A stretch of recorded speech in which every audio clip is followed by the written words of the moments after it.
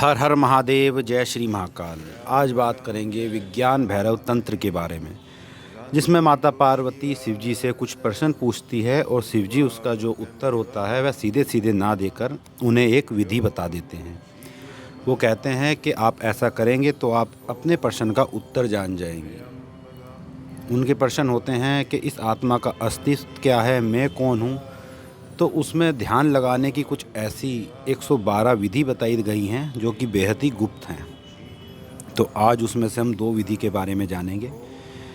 तो जो हमारे चैनल पर नए आए हैं वह सबसे पहले चैनल को सब्सक्राइब कर लें और नोटिफिकेशन बेल आइकन को प्रेस कर लें, जिससे हमारी वीडियो आपको मिलती रहे। सबसे पहले जो विधि हम जानेंगे वह है रेचक, कुंभक और पूरक के बारे में।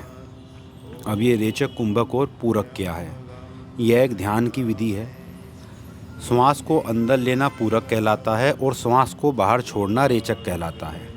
श्वास लेने और छोड़ने के बीच में हम कुछ क्षण के लिए रुकते हैं।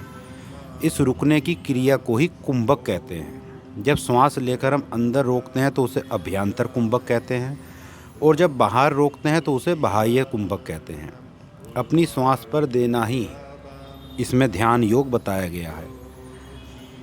अपनी श्वास को पहले बाहर की तरफ छोड़ें जितना छोड़ सकते हैं, फिर अंदर श्वास भरें, अपना पेट फुलाएं और आपको कुंभक लगाना है। कुंभक का मतलब है कि आपको अपने भीतर सांस को रोकना है और इस अवस्था में आपको मन ही मन में अपने इष्ट मंत्र का या गुरु मंत्र का जाप करना है। जब आप ये क्रिया करते हैं तो आपका ध्यान लगना शुरू होता है और जो आपकी कुंडलिनी शक्ति है वह जागृत होने लगती है। ऐसे ही जब आप बाहर की तरफ श्वास छोड़ते हैं और उसको भी आपको रोकना है, जितने भी सेकंड आप रोक सकते हैं, पर आप ज़्यादा देर तक सांस नहीं रोक पाएंगे। एकदम से आप बेचैन हो उठेंगे और जब आप सांस लेंगे तो एक रिलैक्स महसूस करेंगे, क्योंकि सांस का ही इस जीवन का सारा खेल है। यदि आप 2 से 3 मिनट सांस ना लें तो आपकी मृत्यु हो जाएगी। तो इसमें यही बताया गया है कि अपनी सांसों पर कैसे ध्यान लगाना है और सांसों को रोककर कैसे हमें इष्ट मंत्र का जाप करना है। यदि ऐसा करना आपको थोड़ा भारी लग रहा है तो मैं आपको एक सरल मार्ग और बता देता हूँ।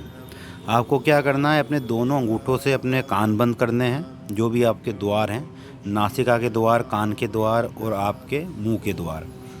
अपने दोनों अंगूठों से अपने कान बंद करने हैं। आपको अपनी तर्जनी उंगली से, जो पहली उंगली होती है, उससे आँखें बंद करनी है। मध्यमा बीच वाली उंगली से आपको अपनी नाक बंद करनी है और जो अनामिका उंगली होती है उससे आपको अपने होंठ बंद करने हैं। फिर आप सुविधा अनुसार अपनी सांस को अंदर ले जाकर रोकने का प्रयास कर सकते हैं। इससे क्रिया जो है सरल हो जाती है। दूसरी जो विधि है उसके बारे में ये बताया गया है कि आपको पद्मासन या सुखासन में बैठ जाना है। जो आपकी कमर की रीढ़ की हड्डी रहेगी, जिसको मेरुदंड भी बोलते हैं, वह बिल्कुल सीधा रहेगा। अब आपको क्या करना है, अपने दाहिना जो आपका अंगूठा होता है, आपको ऐसी इमेजिनेशन करनी है कि वहाँ से आपके शरीर में जो है अग्नि लग रही है। आपका शरीर जो है अंगूठे से लेकर ऊपर तक, पूरा आपके कपाल तक, सारा का सारा शरीर आपका जल रहा है और आप उसी अवस्था में ध्यान कर रहे हैं।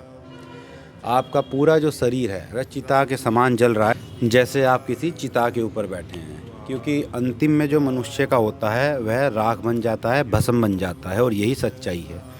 ये जो पंच तत्व का शरीर है यह पंच तत्व में ही मिल जाता है।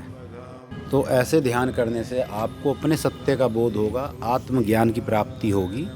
इसलिए यह विधियां बताई गई हैं। इस वीडियो पर अगर अच्छा रिस्पॉन्स आता है, यदि आपको ऐसी ही वीडियो देखना पसंद है, तो आप इस पर 50 लाइक करवा दीजिए। इसके बाद हम आपको भैरव विज्ञान तंत्र की कुछ और विधियां बताएंगे, जिसमें यह बताया गया है कि कपाल छिद्र क्या होता है और कपाल छिद्र पर किस देवता का ध्यान करना चाहिए, और कुछ गुप्त अक्षर हैं जिसको पिंड मंत्र बोलते हैं। वह 4 गुप्त अक्षर कौन से हैं जिनका कपाल छिद्र में ध्यान करते हुए जाप करना चाहिए। तो इस वीडियो को आप ज़्यादा से ज़्यादा शेयर करें। मिलते हैं आपसे अगली वीडियो में। माँ भगवती महाकाल की कृपा आप सभी पर बनी रहे। हर हर महादेव।